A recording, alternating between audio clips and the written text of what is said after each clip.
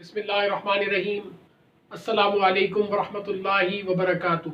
मैं आप तमामी अहबाब को खुश आमदीद कहता हूँ अपने यूट्यूब चैनल हाशमी इंस्टीट्यूट में।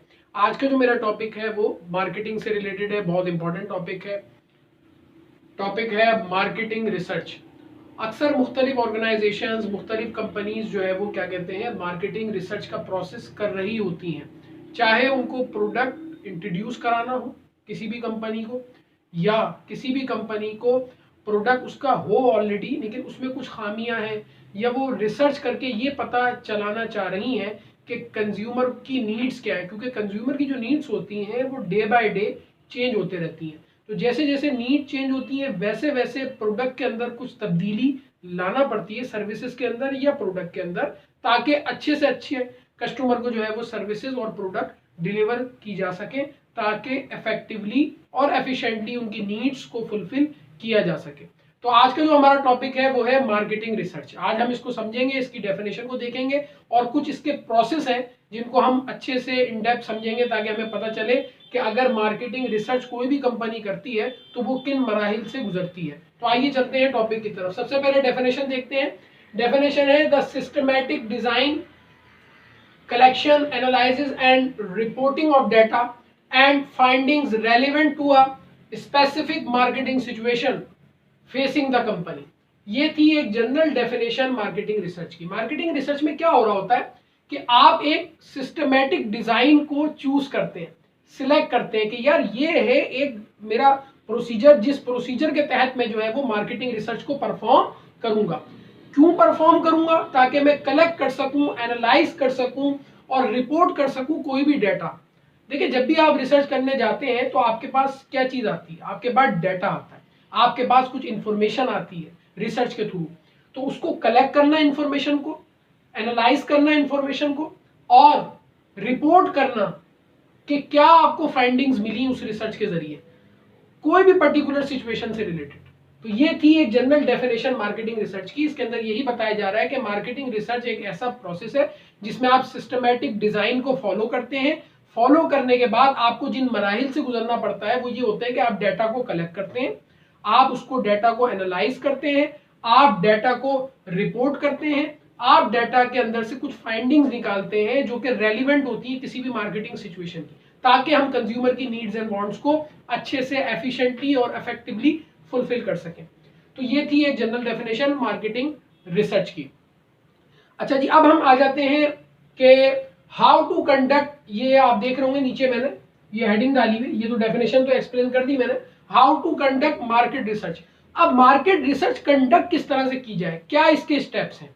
तो आइए उन स्टेप्स को देखते हैं। सबसे पहला स्टेप है डिफाइन द प्रॉब्लम। ये आप देख सकते हैं, यहाँ पे मैंने लिखी हुई है, ये लिखा हुआ है ये वाला स्टेप कि define the problem.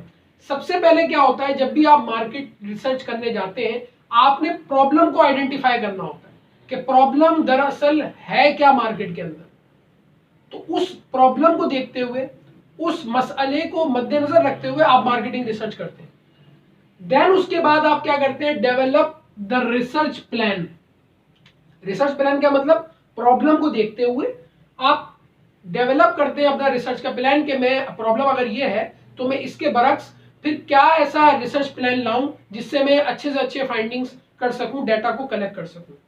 Third step आ जाता है कलेक्ट द इंफॉर्मेशन। जब आप प्लान चूज कर लेते हैं देन अगला मरहला क्या होता है आपका कि इंफॉर्मेशन को कलेक्ट करना। फिर उसके बाद जो चौथा मरहला होता है वो एनालाइज द इंफॉर्मेशन। अब जो इंफॉर्मेशन आई है उसको एनालाइज करना कि ये इंफॉर्मेशन हमसे कह क्या रही है, या इस इंफॉर्मेशन में हमारी फाइंडिंग्स क्या है, या क्या पता चल रहा है इस इंफॉर्मेशन से। कितने लोग सेटिस्फाइड हैं, कितने लोग डिससेटिस्फाइड हैं, कितने लोगों ने न्यूट्रल को, क्योंकि क्वेश्चनियर होता है, या ये तो मैंने एक आपको एग्जांपल दी। रिसर्च के बहुत सारे तरीके होते हैं लेकिन उनमें चीजें जो है वो यही मद्देनजर रखी जाती है। उसके बाद जो है वो क्या कहते हैं, पांचवा जो स्टेप है, पांचवा पॉइंट है वो क्या है, प्रेजेंट द फाइंडिंग्स। यानी कि जो भी फाइंडिंग्स आपकी इंफॉर्मेशन के थ्रू आपको पता चलती हैं, जो आपने फाइंड किया होता है डाटा से, इंफॉर्मेशन से, वो आप प्रेजेंट करते हैं। देन उसके बाद जो आखिरी छठा स्टेप होता है वो कौन सा होता है, मेक द डिसीजन। आखिर में आप सबूतों की बुनियाद पर, कुछ फाइंडिंग्स की बुनियाद पर आप डिसीजन जो है वो लेते हैं। तो ये है पूरे 6 के 6 प्रोसेस जो कि मार्केटिंग रिसर्च के अंदर इन्वॉल्व होते हैं। ये तो हमने रिसर्च को समझ लिया। अब मैं आपको एग्जाम्पल के थ्रू समझाऊंगा। देखिए इसकी बेस्ट एग्जाम्पल क्या है, अगर मैं आप लोगों को एग्जाम्पल दूं तो इसकी बेस्ट एग्जाम्पल है इस्लामिक बैंकिंग। अब मैं इसको समझाऊंगा कि मैंने इस्लामिक बैंकिंग का जिक्र क्यों किया। देखिए, सबको पता है इस्लामिक बैंकिंग इमर्ज हुई और बहुत सारे लोगों ने कन्वेंशनल बैंकिंग से वो शिफ्ट हुए इस्लामिक बैंकिंग की तरफ आए। तो वजह क्या थी?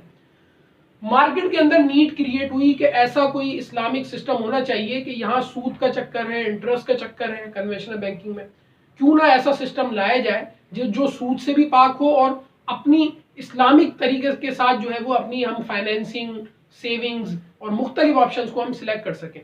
तो हुआ क्या, सबसे पहले प्रॉब्लम आइडेंटिफाई हुई कि यार ये सूदी निज़ाम से छुटकारा हासिल करना है, क्या करें? मिसाल से समझा रहा हूँ, एग्जाम्पल इसकी क्या है, इस्लामिक बैंकिंग। प्रॉब्लम आइडेंटिफाई हुई, देन उसके बाद develop the research plan research की गई कि यार इसको हम इंप्लीमेंट किस तरह करने जाएंगे। तो ऐसी कौन सी रिसर्च करें, मुख्तलिफ लोगों से पूछा, उलमाए किराम को ऑन बोर्ड लिया। रिसर्च करने जा रहे हैं ना आप, तो प्लान आपके रिसर्च प्लान आपने क्या रखा कि यार कुछ उलमाए किराम को हम ऑन बोर्ड लेंगे, कुछ आवाम को ऑन बोर्ड लेंगे, कुछ एक्सपर्ट्स को ऑन बोर्ड लेंगे, कुछ फाइनेंशियल एक्सपर्ट्स को ऑन बोर्ड लेंगे। तो आपने क्या करा, डेवलप करा एक रिसर्च प्लान कि यार हमें इस तरह से रिसर्च करनी है। देन कलेक्ट द इन्फॉर्मेशन, सबसे इन्फॉर्मेशन कलेक्ट करिए, आप भी बताएं, आप भी अपनी राय दें, आप भी अपनी राय दें। जब इस्लामिक बैंकिंग आ रही होगी तो यकीनी तौर पे, जो कन्वेंशनल बैंकिंग तो बहुत पुरानी है, इस्लामिक बैंकिंग जब आई होगी तो यकीनी तौर पे वो इसी प्रोसेस से एक मार्केटिंग रिसर्च की गई होगी।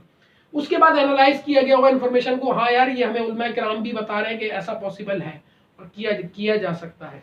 उसके बाद प्रेजेंट द फाइंडिंग्स सामने आई होंगी कि हाँ यार ये है तरीका।